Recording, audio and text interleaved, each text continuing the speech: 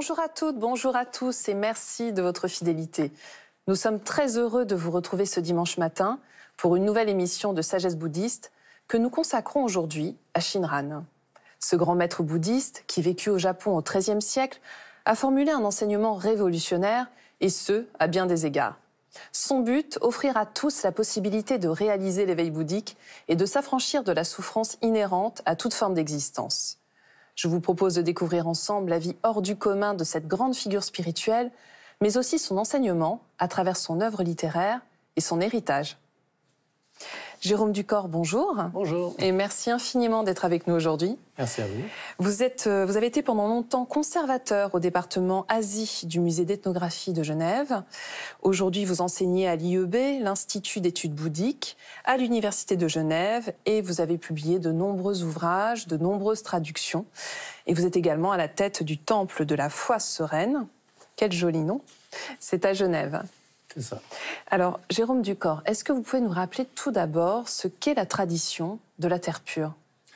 Alors, pour dire en deux mots, la tradition de la terre pure, qui est mal connue finalement, ou méconnue, dit que en l'absence du Bouddha Shakyamuni dans notre monde, il y a d'autres univers autour de nous, dont certains sont habités par un Bouddha. Et qu'on peut rentrer en contact avec eux depuis ici, ou alors, parce que c'est pas facile de rentrer en contact des pratiques de méditation, à défaut, aller naître dans leur champ de Bouddha, leur terre pure, après la mort. Et alors, il y a plusieurs, par exemple, celle du Bouddha de médecine est bien connue, évidemment, assez populaire. On peut aller naître auprès du Bouddha de médecine si on est handicapé ou incapable de pratiquer à cause de notre condition physique. Et puis, le plus célèbre quand même de tous, c'est la terre pure du Bouddha Amida, qui est un nom qui combine Amitabha, Amitayus, vie infinie, lumière infinie, et qui est le plus célèbre, le plus populaire, parce que c'est la méthode la plus facile, pour le but le meilleur. C'est-à-dire ? C'est-à-dire que c'est cette formule du Nembutsu, n'est-ce pas, de penser au Bouddha et qui s'exprime sur les lèvres, mais qui surtout suppose un état intérieur d'abandon, en quelque sorte, aux mérites du Bouddha qui sont contenus dans son nom. Alors, Shinran fait partie de ce bouddhisme, de la terre pure, c'est un des plus grands représentants. Mais avant lui, il y en avait d'autres. Il a eu de nombreux prédécesseurs, notamment Honen.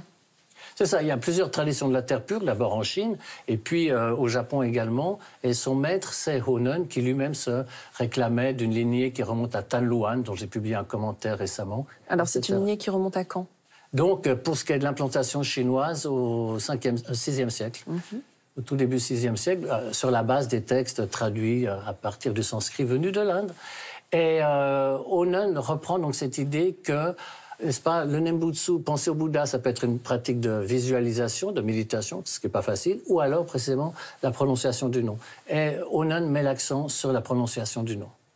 Shinran va reprendre tout ça, mais il a accès à d'autres ressources aussi que son maître, et alors il va mettre l'accent que l'attitude spirituelle qui préside à la pratique. Rappelez-nous un peu ce qu'était la vie de Shinran. Dans quel contexte familial est-il né ?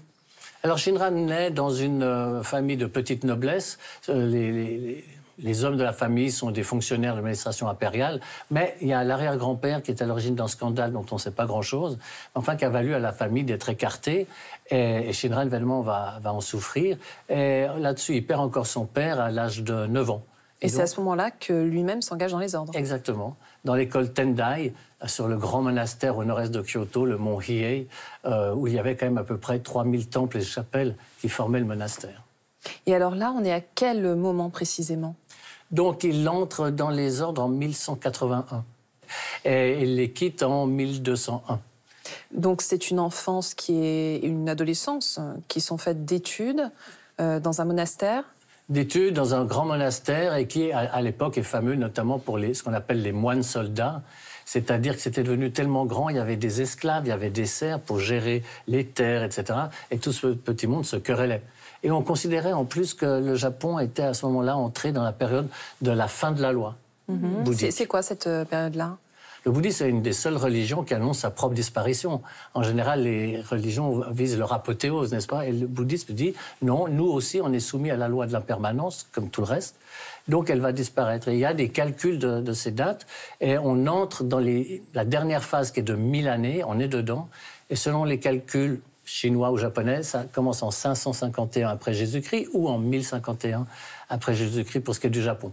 Et comme il y a quantité de cataclysmes plus que d'habitude... Oui, c'est une époque troublée en fait. Vraiment, il y a la guerre civile, etc.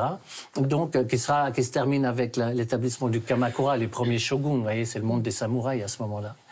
Donc il a vécu là-dedans. Et puis, en plus, Ronen et d'autres disciples, dont Shinran, seront critiqués par les écoles antérieures et du coup expédiés en exil. Pour Ronen, ça ne dure pas longtemps parce qu'il était très âgé, donc il rentre à Kyoto et il meurt assez rapidement, tandis que Shinran va passer 7 années en exil. Alors comment vit-il ces années d'exil ?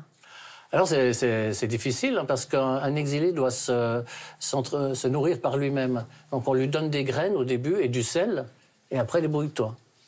Alors il y a ceux qui y arrivent et ceux qui n'y arrivent pas. Lui, il va y arriver, en plus il a femme et enfants. Et de nombreux enfants d'ailleurs. 6. Ouais. Alors il y a plus parce qu'un de ses descendants, le 8e patriarche, il en aura 29. Le dernier à l'âge de 80 ans, mais d'époux successifs. Enfin, ça nous emmène sur un autre terrain. C'est-à-dire que sur le fond, Shinran considérait que dans la période de la fin de la loi, les préceptes étaient caducs. Il avait été ordonné dans la forme, oui, donc il reste rasé, mais il considère qu'il n'a pas reçu la substance des préceptes, donc il ne brise pas de vœux, il ne brise pas notamment le vœu du célibat. Alors justement, on va revenir sur son enseignement puisque vous venez de publier le Tanisho. Et en fait, c'est une des meilleures introductions à l'enseignement de Shinran. Est-ce que vous pouvez nous présenter rapidement cet ouvrage, Jérôme Ducor ?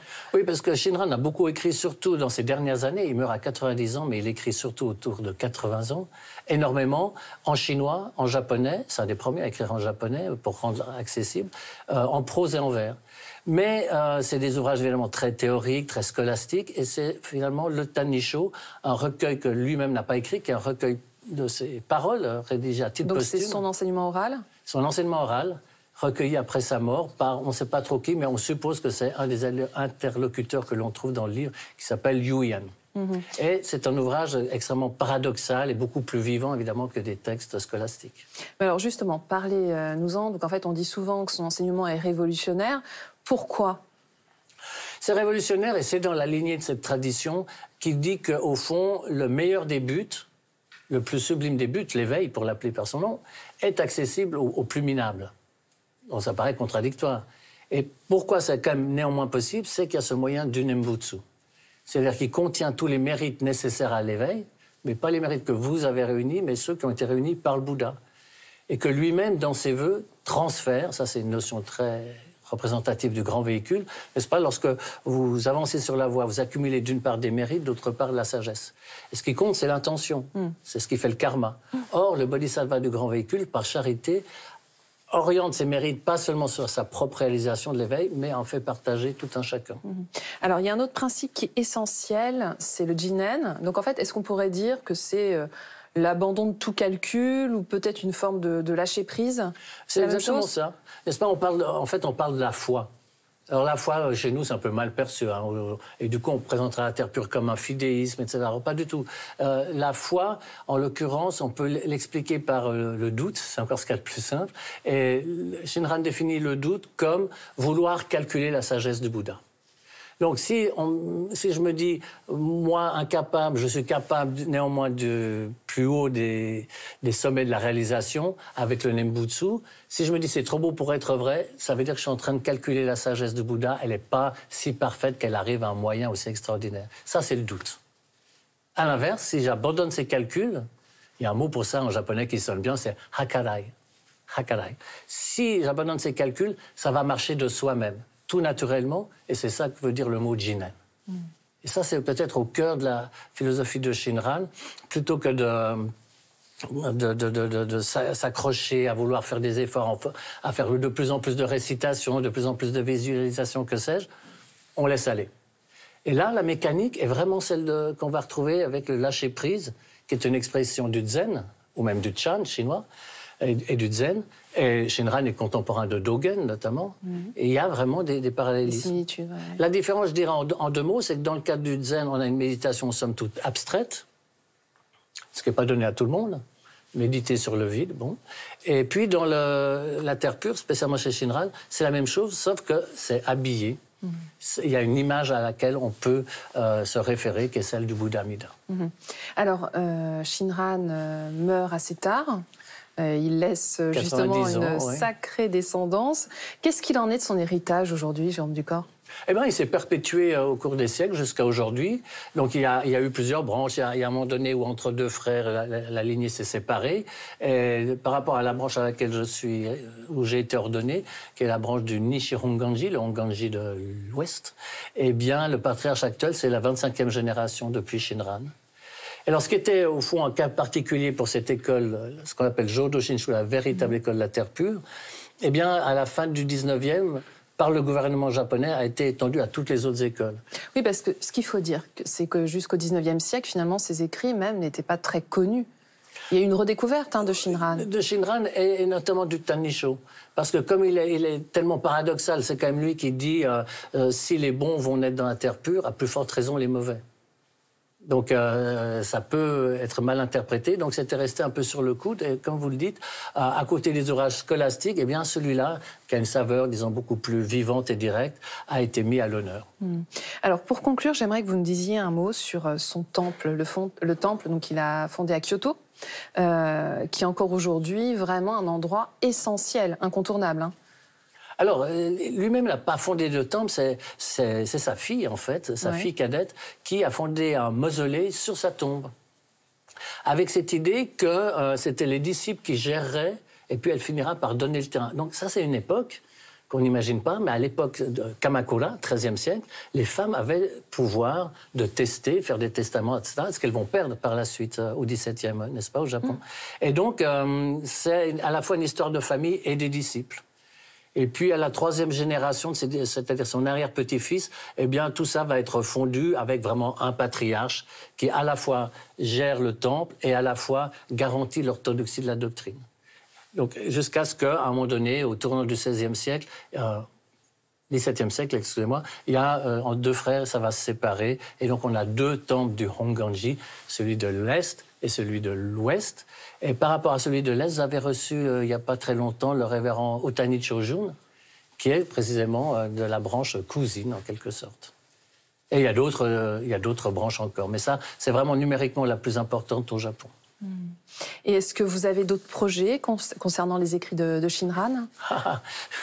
Eh bien, évidemment, le rêve, ça serait de traduire son œuvre majeure, le Kyo-Gyo Shinsho, enseignement, pratique, foi et réalisation. Et ben, si, j'allais dire à Jacques Taest, mais on a une formule en japonais, Okage-sama. Okage, c'est l'honorable ombre. Sama, la manière, enfin, ce qui se passe dans l'ombre. Donc, Okage-sama, je m'en remets à ce qui se passe dans l'ombre, les circonstances karmiques qui feraient qu'éventuellement je puisse mener à bien cette tâche. Okage-sama. On vous souhaite de tout cœur qu'elle vous soit favorable. Merci beaucoup. Merci Jérôme Ducor. Merci beaucoup. Et si vous souhaitez aller plus loin, voici quelques ouvrages que nous vous proposons. Tout d'abord, 2 livres de notre invité, le Tanisho, le bouddhisme de la terre pure selon Shinran et ses prédécesseurs aux éditions du Cerf. Vous y retrouverez 5 textes traduits du japonais par Jérôme Ducor. L'enseignement de Shinran est ici rendu accessible à travers ses écrits originaux pour que le lecteur francophone puisse en apprécier directement la vraie saveur. Shinran, un réformateur dans le Japon médiéval, publié aux éditions InFolio. Ce livre s'efforce de situer ce grand maître clairement par rapport aux différents courants du bouddhisme. Il retrace ainsi le développement de la tradition de la terre pure avant de présenter la vie et la pensée de Shinran en se fondant sur les sources chinoises et japonaises originales. Ainsi que L'appel de l'infini, la voie du bouddhisme Chin, de John Paraskevopoulos chez l'Harmattan. Il s'agit d'une étude contemplative de ce qui réside au cœur du bouddhisme Chin à travers l'interprétation de quelques-uns de ses principaux thèmes. Je vous signale également Shinran en anglais, cette fois, toujours de notre invité Jérôme Ducor, une édition revue et complétée. C'est la fin de cette émission. Vous pouvez la revoir pendant 1 mois sur France TV. Nous vous souhaitons un très, très beau dimanche. À la semaine prochaine.